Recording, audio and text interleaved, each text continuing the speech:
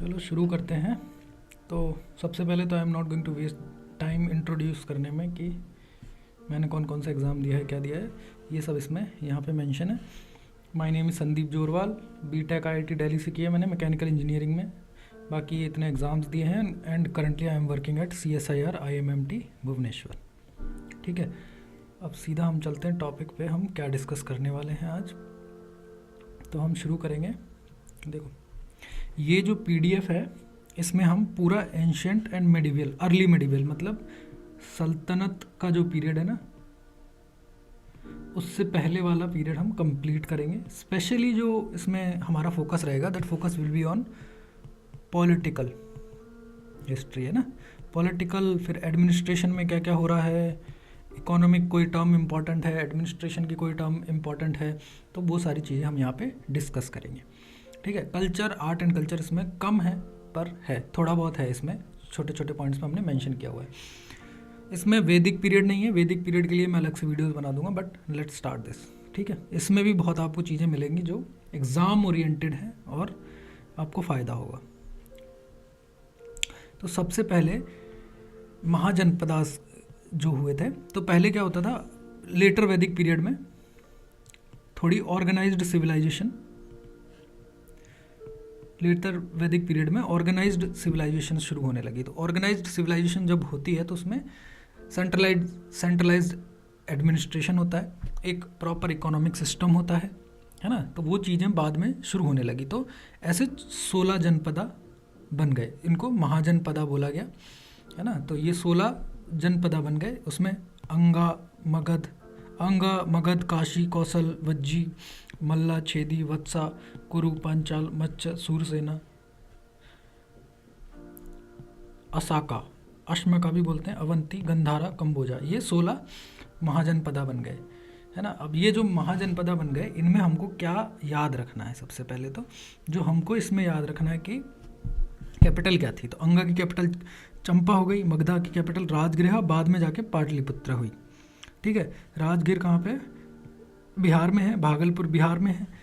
ये जो चंपा है भागलपुर बिहार में है। करंट लोकेशन बता रहा हूँ मैं, करंट लोकेशन से आपको थोड़ा आइडिया लगेगा कि ये कहाँ है। एंशियंट में हम इसको कहाँ पे देखते थे वो अलग है, करंट लोकेशन से आपको आइडिया लग जाएगा कि ये अभी कहाँ पे। काशी, बनारस उत्तर प्रदेश में है, फिर श्रावस्ती, अयोध्या, कौशल, है ना। तो ऐसे हमारे ये 16 जनपदास थे, उनकी कैपिटल है और मॉडर्न लोकेशन कहाँ पे है। अब मैं आपको बता देता हूँ इसमें से इंपॉर्टेंट कौन कौन सी है जो बड़ी थी। वैसे तो सारी इंपॉर्टेंट है, आपको एटलीस्ट कैपिटल तो सबकी याद रखनी, क्योंकि क्वेश्चंस में आ जाता है। ठीक है, तो ये कुशीनगरा, ये सुक्तिमती, छेदी डायनेस्टी का जो है, छेदी जनपदा जो है उसका कैपिटल हो गया। वत्सा का कौसंबी हो गया, कुरु का इंद्रप्रस्थ हो गया, पांचाला का अच्छचित्र कंपिल्या हो गया, मत्स्य का विराटनगर हो गया, सूरसेना का मथुरा हो गया। ठीक है, और अश्मका का पोताली प्रतिस्थाना हो गया, अवंती का उज्जैनी महिष्मती हो गया। ठीक है, और गंधारा का तक्षशिला हो गया, और कंबोजा का राजापुरा हो गया। तो ये जो है हमको पूरी याद रखनी है, और मॉडर्न कहाँ पे लोकेटेड है। इसको मैं बोलूँ तो आप एक मैप लेना और 16 जनपदा जो है उनको मैप में करंट लोकेशन के हिसाब से मार्क कर लेना, क्योंकि ये मैप बेस्ड भी क्वेश्चन इस पे आ सकता है। ठीक है, अब आगे चलते हैं। अशोका और जो हरियाणक जो डायनेस्टी थी उसको हम शुरू करेंगे। उससे पहले मैंने एक छोटी सी टेबल बनाई है, table of Ashoka's major edicts with location and key content. ठीक है, तो ये टेबल बहुत इंपॉर्टेंट है, क्योंकि कुछ डायरेक्ट क्वेश्चन आते हैं कि इस वाले जो एडिक्ट में है, मान लो रॉक एडिक्ट है, पिलर एडिक्ट है, उसमें क्या लिखा हुआ है ना, उसका कंटेंट क्या था। तो जैसे ये 1 से लेके 14 तक, इनके 14 जो मेजर रॉक एडिक्ट्स थे, उसमें उनकी लोकेशंस जो है, उनकी लोकेशंस गिरनार में है, कालसी उत्तराखंड में है ना, शाहबज़गरही मनसेरा पाकिस्तान में है, धौली जाओगाड़ा उड़ीसा में है। तो ऐसे फैले हुए हैं ये, है ना। तो आपको ये लोकेशंस याद रखनी है कि ये रॉक एडिक्ट्स कहाँ कहाँ हैं, ऑल ओवर इंडिया और नॉर्थ वेस्ट में, उड़ीसा में, इन जगहों पे फैले हुए हैं। मेन कंटेंट क्या है, जनरल पॉलिसी ऑफ धम्मा। धम्मा का मतलब है, आगे देखेंगे हम क्या धम्मा का मतलब है, but to rule through moral authority, है ना। एक ही तरीके से आप मॉरल अथॉरिटी को बेसिस बना के रूल करते हो, तो दैट इज़ धम्मा। तो जनरल पॉलिसी क्या थी धम्मा की, moral conduct, non violence, welfare measures in administration. अब रॉक एडिक्ट 8 जो है, जो सबसे इंपॉर्टेंट हमको याद रखना है, रॉक एडिक्ट, इसकी ये कहाँ कहाँ पे है, धौली, जौगाड़ा, कालसी, गिरनार, कलिंगा वार के बारे में इसमें लिखा हुआ है, Ashoka's remorse, shift to Dhamma and non violence. तो ये मोस्ट इंपॉर्टेंट है, रॉक एडिक्ट 8 है ना, नहीं रॉक एडिक्ट 8 नहीं है, ये रॉक एडिक्ट 13 है ना, रोमन में लिखा हुआ है। तो ये रॉक एडिक्ट 13 है। ये यही था जब कलिंगा वार हुआ, उसके बाद अशोका को बहुत रिमोर्स हुआ, उसको बुरा लगा, है ना, तो उसने अपनी वायलेंस की पॉलिसी छोड़ी, नॉन वायलेंस और धम्मा के थ्रू रूल करने का उसने ठान लिया। So he decided to rule through Dhamma and non violence. उसके बाद सेपरेट रॉक एडिक्ट्स देखेंगे तो धौली, जौगाड़ा, ये जगह याद रखो, धौली, जौगाड़ा, कालसी, गिरनार, धौली, जौगाड़ा, कालसी, गिरनार, धौली, जौगाड़ा, कालसी, गिरनार। तो इन जगह पे अशोका के रॉक एडिक्ट्स हैं। अब जो ये है रॉक एडिक्ट्स में क्या लिखा हुआ है, special instructions to provincial officers, administration of newly conquered Kalinga. तो कलिंगा को जो कॉन्कर किया, उस वहाँ पे जो एडमिनिस्ट्रेटर्स थे उनको स्पेशल इंस्ट्रक्शंस दे रहे थे इन सेपरेट रॉक एडिक्ट्स के थ्रू। अब उसके बाद माइनर रॉक एडिक्ट्स देखेंगे हम। तो माइनर रॉक एडिक्ट्स में मास्की, कर्नाटका, ब्रह्मगिरी, रूपनाथ, ये लोकेशन है। Personal message, Ashoka calls himself Devanam Piya Ashoka, emphasis on Dhamma practice. तो देवनम पिया का मतलब है देवताओं का प्रिय अशोका, और उसका एम्फेसिस क्या था, धम्मा की प्रैक्टिस पे। बार बार हम आगे देखेंगे कि धम्मा क्या है, बट उसका एम्फेसिस ये था कि धम्मा की प्रैक्टिस पर ज़्यादा एम्फेसिस था। अब वो रॉक एडिक्ट्स थे। पिलर एडिक्ट्स जो हैं 1 से 7 तक मेजर हैं, दिल्ली, टोपरा, दिल्ली, मेरठ, इलाहाबाद, प्रयागराज जो अभी नाम है, लौरिया, नंदनगढ़, बिहार। तो इनमें क्या लिखा हुआ है, administrative policies, justice, moral laws, duties of officials, welfare of peoples. तो देखना पिलर्स पे जो लिखा हुआ है वो अलग है, रॉक एडिक्ट्स पे लिखा हुआ है जो अलग है। तो रॉक एडिक्ट्स पे जो है क्या लिखा हुआ है, रॉक एडिक्ट्स पे लिखा हुआ है general policy of Dhamma, non violence, इन सब के बारे में, और जो पिलर एडिक्ट्स उन पे लिखा हुआ है एडमिनिस्ट्रेटिव पॉलिसीज। तो माइनर पिलर एडिक्ट्स जो हैं वो हमको मिले हैं सारनाथ, सांची, कौसाम्बी में।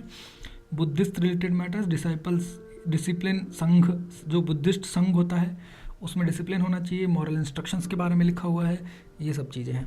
उसके बाद हम देखेंगे रुम्मिनी देई इंस्क्रिप्शन, लुम्बिनी नेपाल में है ये। Marks birth place of Buddha, tax reduction on area. Bhabru edict ये राजस्थान में है।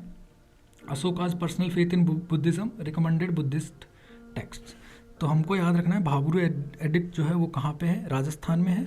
और इसमें क्या लिखा हुआ है कि अशोका की जो है पर्सनल फेथ थी बुद्धिज्म में, वो बुद्धिस्ट में कन्वर्ट नहीं हुआ था, this is a debated thing, but उसकी पर्सनल फेथ बुद्धिज्म में थी। ठीक है।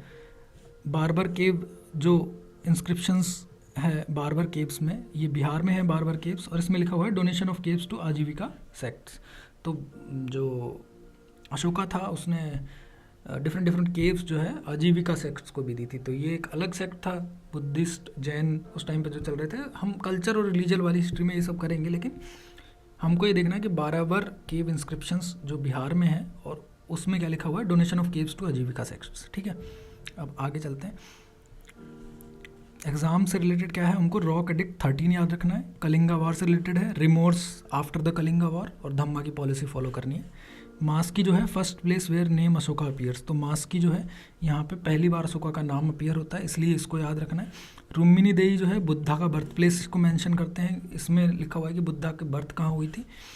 Pillar addicts more about administration and governance, तो पिलर एडिक्ट्स में एडमिनिस्ट्रेशन और गवर्नेंस के बारे में लिखा हुआ है। ठीक है, तो ये चीज़ें पूछी जा सकती है।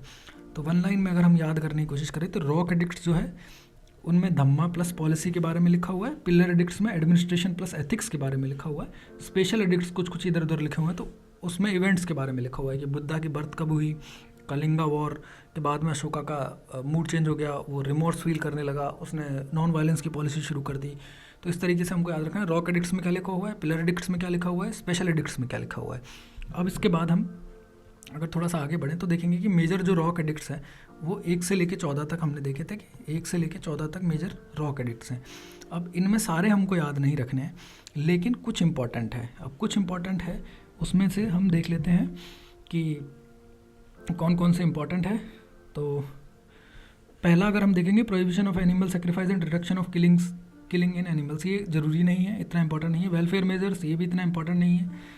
रेस्पेक्ट फॉर एल्डर्स ये भी इतना इंपॉर्टेंट नहीं है। Decline of violence and rise of Dhamma, ये हम चौथा याद रख सकते हैं कि धम्मा का राइज और डिक्लाइन ऑफ वायलेंस जो है एडिक्ट नंबर 4 में लिखा हुआ है। तो ये क्या है, सबसे पहले तो ये मेजर रॉक एडिक्ट्स हैं। रॉक एडिक्ट्स में धम्मा और पॉलिसीज़ के बारे में लिखा हुआ है। तो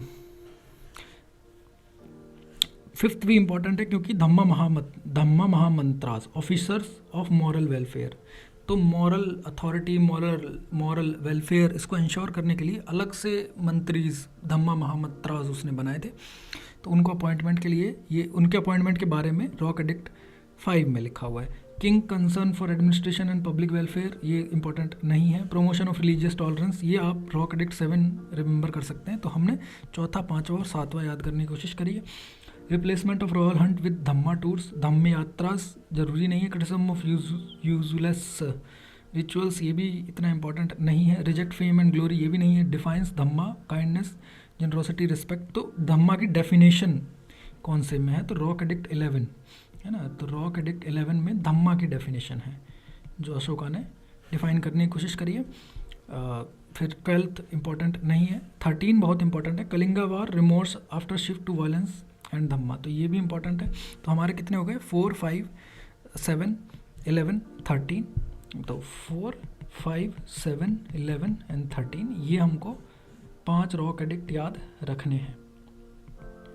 ठीक है, अब हम आगे चलते हैं पिलर एडिक्ट पे। तो पिलर एडिक्ट में अगर हम देखेंगे तो पिलर एडिक्ट 1 to 7, तो 1 to 7 pillar edict, 7 pillar addict important है। अब इनमें से भी कुछ ऐसे हैं जो एग्जाम से रिलेटेड हैं जिनको हमको याद रखना है क्योंकि वो डायरेक्टली पूछे जा सकते हैं। तो एडिक्ट नंबर 1 अगर हम देखेंगे तो promotion of Dhamma, moral duties like obedience, respect, मुझे नहीं लगता ये इंपॉर्टेंट है। Emphasis on virtue, compassion, purity, self control, kindness, gratitude. Pillar addict number duties of officials, administration, ये हम याद रख सकते हैं, जस्ट एडमिनिस्ट्रेशन करना है। और ये पिलर एडिक्ट 4 में है। पिलर एडिक्ट 4 में क्या है, जस्ट एडमिनिस्ट्रेशन के बारे में है। Pillar addict 5 welfare of all including prisoners, human governance, तो देखो प्रिजनर्स को भी अच्छे से ट्रीट करना है। This was the change in the policy of Ashoka. ठीक है, तो ये पिलर एडिक्ट 5 हो गया। पिलर एडिक्ट 6 में kings responsibility towards people, openness to petitions, कोई भी पिटिशन आती है तो उसको सुनो, देखो।